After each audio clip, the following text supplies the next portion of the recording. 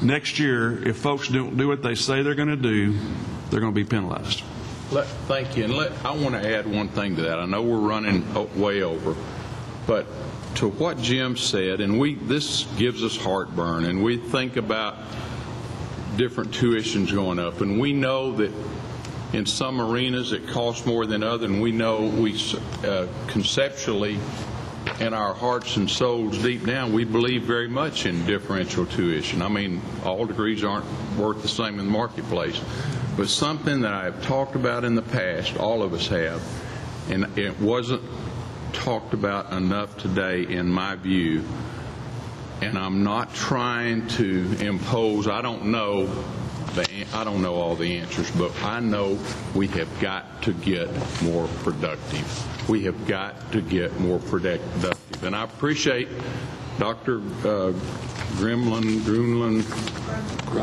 I appreciate Dr. Grunland and where he's coming from, and he must have said 5 times that Texas A&M the most productive university in America. I know that it was Business Week, or I know that came out of national publication. It's the same one that in 1975, the same exact one, and let me tell you, I'm proud of A&M for being so productive, but in 1975, they said Sears was the best company in America. And you know what? In 1975, they probably were, but they couldn't see down the road, and there were other people, and their board of regents wasn't strong enough to put policies and management in place to take care of what was coming.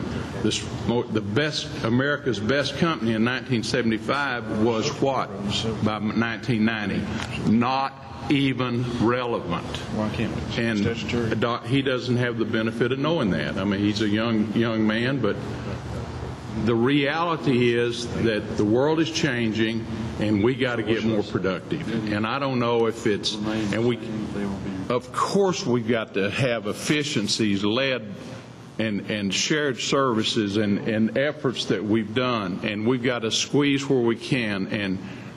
But you know, you can only cut and cut and cut so much, and after a while you can start making real difference, though. And I'm not picking on the dean, our architecture dean, but just as a concept, and then I'll hush up. Moving from 18 down to 16 on these special studio architectural platforms, if you will. I'm sure I'm not saying this right, but listen, that's huge if you can stay at 18 instead of coming down. 16 to 18. If you can do it with same manpower, just got to work harder. Somebody's just got to work harder. But you have 18 instead of 16. That's 12.5% increase. If the average teaching load were 3 classes a semester instead of 2.5, that is 20%. That's huge. To his point, I don't know about 5,000 new students or 1,000 new students, but there are ways we have got to get serious about increasing our productivity. We're working hard on the cut side. We need to work hard on the productivity side. And if we do that, we will stay the best value. We will remain the best value. And that's what this board's committed to. And we're with you. We want to be the best. Mr. Chairman, thank you. Just a point of order.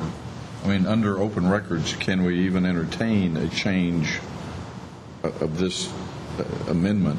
I mean, or do we have to give notice before we study the issues that were suggested in the amendment? I see our general counsel busily studying that very point, but I think it is appropriate to ask